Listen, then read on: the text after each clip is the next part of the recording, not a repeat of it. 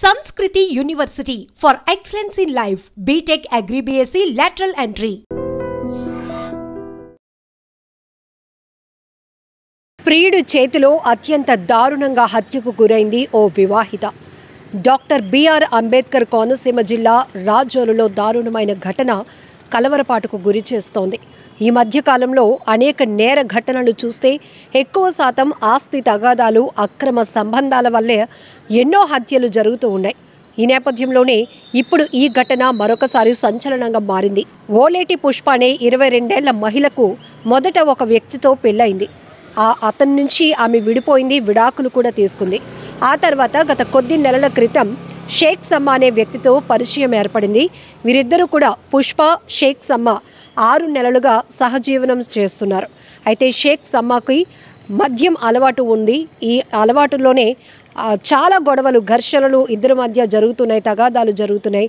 అయితే పుష్ప తల్లి, అన్నపైన కూడా మద్యమత్తులో దాడి చేస్తుండగా ఈ పుష్ప అడ్డుపడటంతో ఆమె ఛాతి పైన, కాలు పైన ఆయన కత్తితో పొడిచి పరారైపోయాడు. తీవ్ర రక్తస్రావం జరిగి పుష్ప ప్రాణాలు విడిచింది.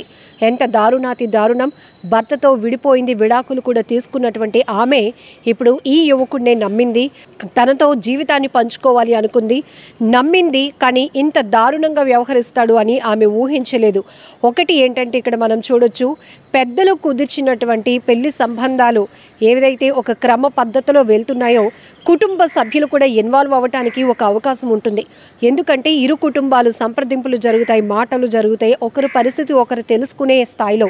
అంటే పెద్దలు కుదిర్చిన పెళ్ళిళ్ళ వల్ల ఎక్కడ కూడా నేర ఘటనలు జరగలేదా అంటే తక్కువ శాతం అని చెప్పుకోవచ్చు. కానీ వివాహేతర సంబంధాల వల్ల మాత్రం హత్యా నేరాలు చాలా పెరుగుతున్నాయి.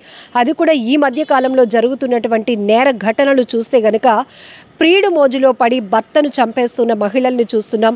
అలాగే ప్రియురాలి కోసం, ప్రియురాలి ప్రేమ కోసం భార్యల్ని కూడా అడ్డు తొలగించుకోవాలన్న భర్తల్ని కూడా చూస్తున్నాం.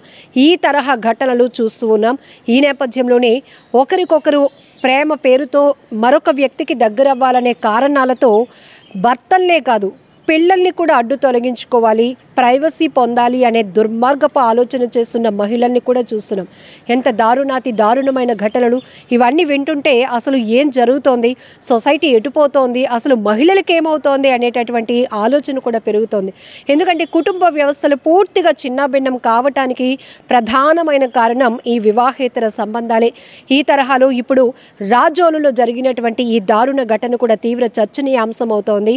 ఒకవైపు తన కూతురు భర్తతో విడిపోయింది, విడాకులు తీసుకుంది, సర్లే మరొక వ్యక్తిని నమ్మింది, తనతో జీవితం గడపాలనుకుంటుంది అని కుటుంబం యాక్సెప్ట్ చేయాలి అనుకున్నప్పటికీ కూడా ఆ వ్యక్తి అప్పటి వరకు అంటే పెళ్లి బంధంతో కాకుండా వివాహేతర సంబంధంతో దగ్గర అవుతున్నటువంటి వ్యక్తుల కదలికల గురించి వీళ్ళకు పూర్తి అవగాహన ఉండదు. కేవలం ఆ వయసు కావచ్చు, లేకపోతే ఆలోచన, ఒక తోడు కావాలి, భర్తకు దూరంగా ఉన్నాం కాబట్టి మన జీవితంలో ఇంకొక తోడు కావాలని వెతుక్కునే ప్రయత్నంలో నిజానిజాలు తెలుసుకోలేకపోతున్నారు. వాళ్ళతో మన జీవితంలో ఎంత సేఫ్టీగా ఉంటారు అని కూడా వాళ్ళు తెలుసుకోలేకపోతున్నారు. సో ఇక్కడ కూడా ప్రియుడు చేతిలో ఒక వివాహిత, ఆమె 22 సంవత్సరాల పుష్ప అత్యంత దారుణంగా హత్యకు గురవటం చాలా బాధాకరమైన విషయం.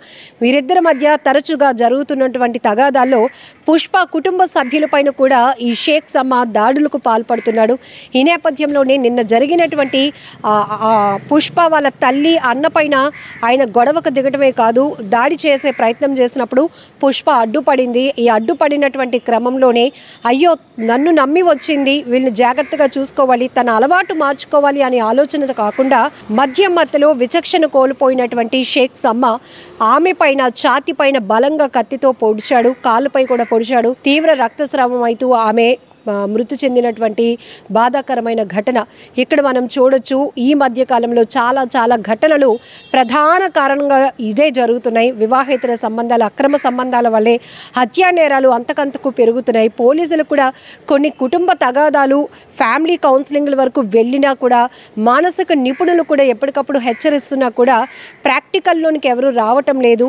కేవలం అప్పుడున్నటువంటి పరిస్థితులకి వాళ్ళు లొంగిపోతున్నారు, కానీ ఇలా ప్రాణాలు కూడా పోగొట్టుకుంటారు అని మాత్రం ఎవరు ఊహించలేకపోతున్నారు. ఏదేమైనా ఇప్పుడు పరారీలో ఉన్నటువంటి షేక్ సమా కోసం పోలీసులు గాలింపు చర్యలు కొనసాగిస్తున్నారు. సో అతను ఎక్కడికి పారిపోయాడు అనే దానిపై ఇప్పటికే 2 టీంలను కూడా ఫామ్ చేశారు. 2 బృందాలు అతడి కోసం గాలిస్తున్నాయి. సమాచారం ఎవరికైనా తెలిస్తే కూడా ఇన్ఫర్మేషన్ ఇవ్వాలని కూడా పోలీసులు చెప్తున్నారు. ఏదేమైనా దారుణమైన ఘటన జరిగిందని చెప్పుకోవచ్చు. నమస్కారం అండి, నేను రాజుల సీఎం మాట్లాడుతున్నాను. బీసావరం విలేజ్ రాజుల మండలంలో నిన్న నైట్ ఒక మర్డర్ ఒకటి జరిగింది. ఓలేటి పుష్పన్న ఆమె తన మొదటి భర్త విడిపోయి షేక్ షమ్మి అనే అతనితో 6 నెలలుగా సహజీవనం చేస్తుంది. అయితే అప్పుడప్పుడు చిన్న గొడవలు జరుగుతున్నాయి. నిన్న కూడా అతను బాగా తాగి రావడం వల్ల ఎందుకు తాగి వచ్చామని చెప్పి అనే విషయం మీద చిన్న ఇష్యూ గొడవ జరిగింది. అతను ఫుల్గా తాగేసి అతను అమ్మాయి బ్రదర్ మీదను తల్లి మీద అటాక్ చేశాడు. అడ్డుకోవడానికి ఈ అమ్మాయి వెళ్ళింది. ఈ అమ్మాయిని విచక్షణ రహితంగా చెస్ట్ మీదను కాళ్ళ మీద పడడం వల్ల రక్తస్రావం అయ్యి ఆమె అక్కడే చనిపోయింది. ఇన్సిడెంట్ జరిగిన తర్వాత ముద్దాయి ఇక్కడి నుంచి పారిపోవడం జరిగింది. సపరేట్గా 2 టీమ్స్ పెట్టాము. ముద్దాయిని వెంటనే తొందరలో పట్టుకుంటాం. నిజంగా ప్రస్తుతం ఉన్నటువంటి సమాజం దేనికి ప్రయారిటీ ఇస్తుంది? ఆర్థిక సంబంధాల చుట్టూ మాత్రమే తిరుగుతుంది. మళ్ళీ ఎన్నికలంగానే చాలా విరక్తి కలుగుతాం. మంచి అనిపిస్తుంది కదా, లేడీస్ కూడా ఛాలెంజింగ్ జాబ్స్ చేసినప్పుడు చాలా బాగుంటది. ట్రాఫిక్ అసిస్టెంట్స్ గా నియమించిన ట్రాన్స్జెండర్స్ అందరితో సాల్యూట్ చేయించుకుంటున్నారు. ఫుడ్ డెలివరీ ఇవ్వటానికి వెళ్ళినటువంటి డెలివరీ బాయ్ అనిల్ పై కళ్ళ ముందు